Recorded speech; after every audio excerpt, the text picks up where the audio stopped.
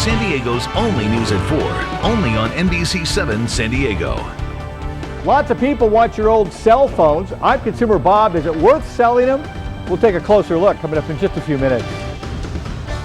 Well, there is a battle going on right now for your old cell phone. Companies are popping up that want to pay you to recycle that phone. But how much can you get? And is it worth shopping around? Those are good questions we figured for NBC7's Consumer Bob. Well, let's come up with some answers, shall we? Yes, it is worth shopping around. And you could get a few dollars for that old phone, or you could get a lot of dollars. Let me show you what's going on right now. Please watch your hands. Carissa Manzano is selling her old iPhone, even though it doesn't work. What do you tend to do with your old phones? Just keep them in a shoebox underneath the bed. They're just sitting there. Carissa is using an Eco ATM machine, a standalone electronics recycling stand created by a San Diego company. We see about 20-25 customers a day at this location alone. The high-tech machine tests the old phones, makes an offer, and pays out on the spot. So many cell phones sitting in people's drawers they just don't use anymore, and they say I'm going to give them away or I'm going to recycle them. They just put them in the drawers and they forget. So the supply is really endless, especially with people upgrading every 13 months. There's a continual cycle of more and more phones being retired. For Carissa, her broken iPhone nabbed her 31 bucks.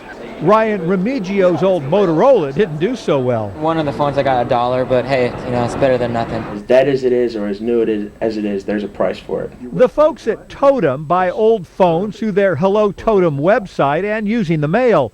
Many of these phones end up going to China, Singapore, Vietnam, South America, and Mexico. I think this could have been run over by a car. But even in this condition, because it's a popular phone, Totem paid $125 for it. We'll borrow parts from some devices to fix other devices, but we try and use as much of it as we can. Now, right now, the cell phones are the hot items, but that may soon change. Already, people are starting to buy back old tablets. iPads are going to be huge for us, Kindles, e-readers, everyone's coming out with a tablet. So we really see this as a one-stop for all of your electronics. So the more companies fight for your electronics, the better. The more money you stand to get for an upgrade.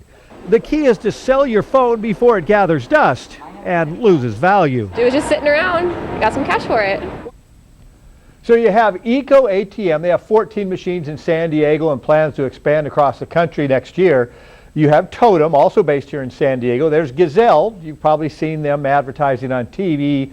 And there are many more, all who want to pay you for your phone. So yes, shop around. Look for what's easier for you and who will pay you the most. No problem with that. Is this kind of, Bob, like, I don't know, selling a used car where if you do it yourself, you might be able to get more, but it's just a big hassle? Yeah, in some ways that's a perfect analogy. I mean, you can do it yourself. You see plenty of phones selling on eBay and Craigslist. I've done it that way, but it is kind of a hassle, and I think it's a lot easier to find someone who will pay you the cash, and then you can just simply forget about it. So the ATM idea, they've been developing that over the last couple of years.